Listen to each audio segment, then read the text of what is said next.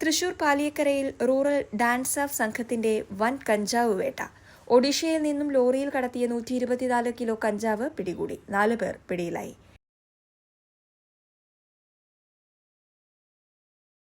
കേരളത്തിലേക്ക് വിൽപ്പനയ്ക്കെത്തിച്ച കഞ്ചാവാണ് പിടികൂടിയത്. സംഭവവുമായി ബന്ധപ്പെട്ട് 4 പേർ പിടിയിലായി.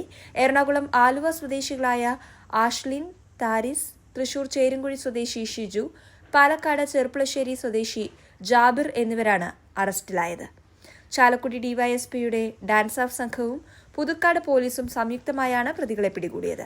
ഒഡീഷയിൽ നിന്നും കേരളത്തിലേക്ക് ലഹരിമരുന്ന് എത്തിക്കുന്ന സംഘത്തിലെ പ്രധാന കണ്ണികളാണ് പിടിയിലായവർ. ലോറിയിൽ ചാക്കുകളിൽ നിറച്ച നിലയിലായിരുന്നു കഞ്ചാവ് കണ്ടെത്തിയത്. ഒഡീഷയിൽ നിന്നും കേരളത്തിലേക്ക് വരുന്ന വഴി എവിടെയെല്ലാം കഞ്ചാവ് വിതരണം ചെയ്തു, ബാക്കിയുണ്ടായിരുന്ന കഞ്ചാവ് എവിടേക്കാണ് കൊണ്ടുപോയത് എന്നതുൾപ്പെടെയുള്ള കാര്യങ്ങളിൽ പോലീസ് അന്വേഷണം ആരംഭിച്ചു. പ്രതികളെ പോലീസ് വിശദമായി ചോദ്യം ചെയ്തു വരികയാണ്. പ്രതികളുടെ മൊബൈൽ ഫോൺ രേഖകൾ ഉൾപ്പെടെ പരിശോധിക്കുമെന്നും പോലീസ് അറിയിച്ചു.